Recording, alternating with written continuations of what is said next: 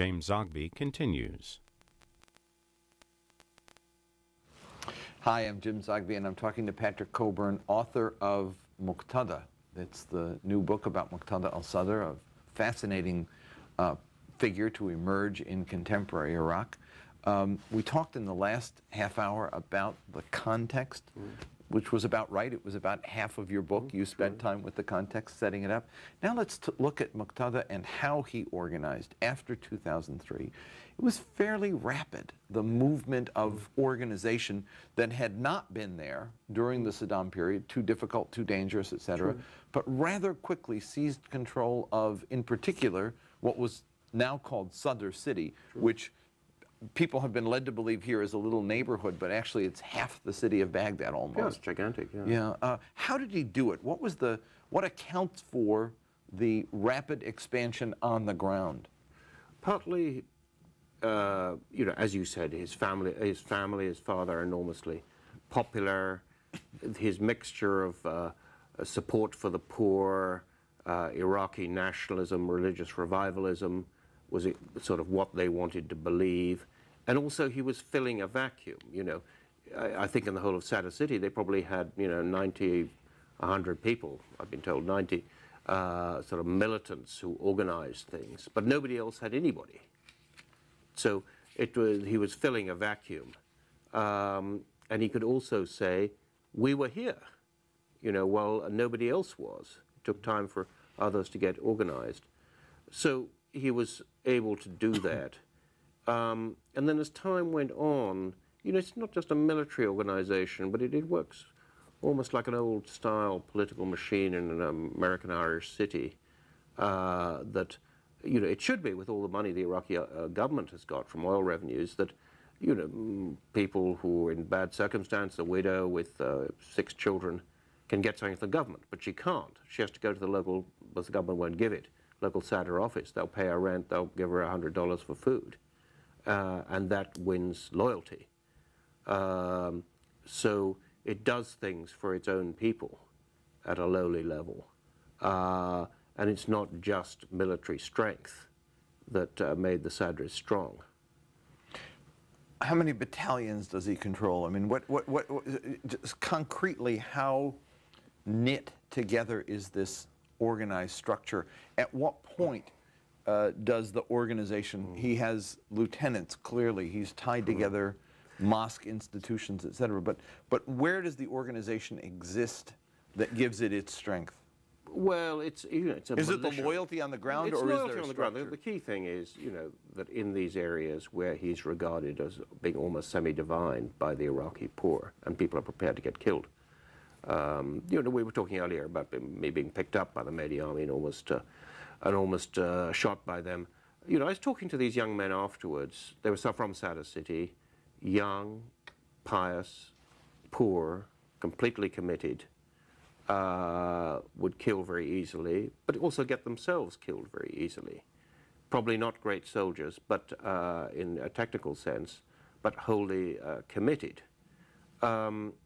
Also, this is a militia, and every Iraqi has a gun at home.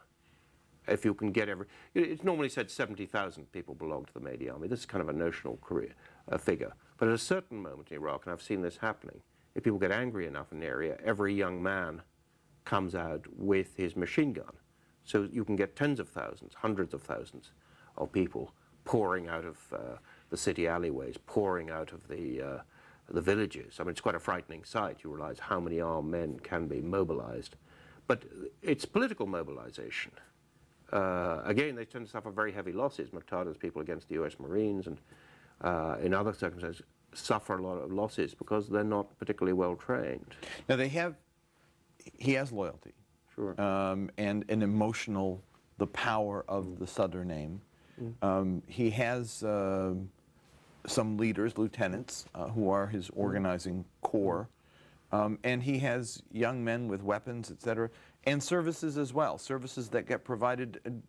Does this continue even though there have been military setbacks?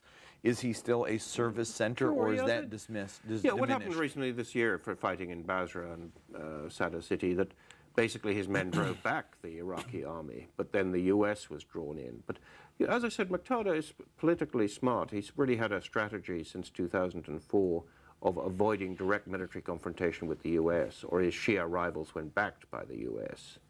And it's very easy. He told his militiamen to go home. They weren't defeated, which is very easy to do. You told them to go home. You can also tell them to go back on the street. And I remember when the fighting started in Baghdad a few weeks ago, I mean, just over a month ago, you know, people, just ordinary civilians would go up to the army checkpoints and say, that's it, get out. They didn't even send armed men, and they went. I think that could happen pretty easily again. One of the devices that his ancestors used successfully was the reinstitution of the pilgrimage that had been banned by Saddam, and were able to play off of the emotion of that to mobilize literally hundreds of thousands. And then the institution of Friday prayer as a gathering place, a demonstration.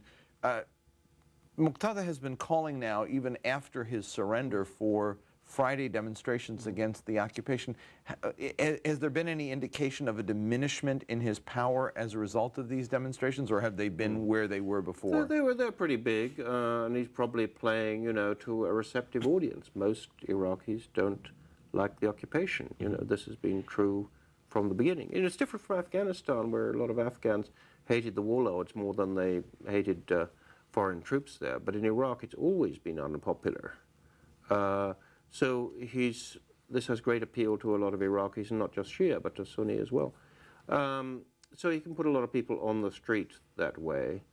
I think they probably think in the long term the US will withdraw, so they don't want a confrontation with the US till that happens. But I don't think, there isn't much sign of his strength really being diminished.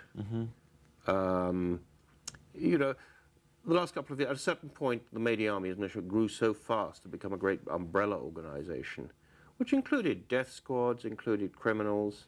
They've been trying to clean that up. Of course, critics of Muqtada said, hold on a minute, this is a bit slow, you know. You know, you knew a lot of this killing was going on. Why didn't you?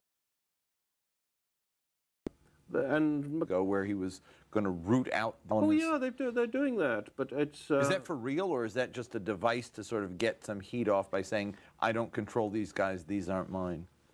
Well, it's both, really. Yeah. At a certain moment, it's extremely convenient to say, I'm really sad that, you know, one of my opponents got killed or something like that. And dearie me, I don't control these guys. On the other hand, when he wants to declare a ceasefire, that ceasefire has happened. And it's really difficult for these gangs to operate outside the umbrella. So does he ride the tiger, or does he control it? Well, I mean, like many people who are involved with tigers, it's a bit of both, you know. He's riding it, he partly controls it, but not all the time. It's a fairly, in the past it's been a loose organization. On the other hand, they have been, you know, they've even been executing people who were acting in their name and they thought were just running death squads. You could often tell who they like and dislike. Somebody's arrested by the American forces. If there's a big protest, you know that guy is probably one of them. But if there's no protest, it means they may not like this guy. They may not think he's really working for them. Trying to turn it into a disciplined organization, and with some, but not total success. And at the moment, it's interesting. It's difficult to know exactly what would happen if Muqtada tomorrow said to his people in Baghdad, in Basra, everywhere else, right, that's calls for an uprising. What would happen? Would the army, Iraqi army, fight them, or would it just go home? Now, he suffered a couple of defeats in Najaf in 2004 and 5, and then more recently this year there was this push in Basra, and then in Sadr City. And in every instance, the pattern was the same: an initial outbreak, and then some move toward accommodation on Muqtada's part.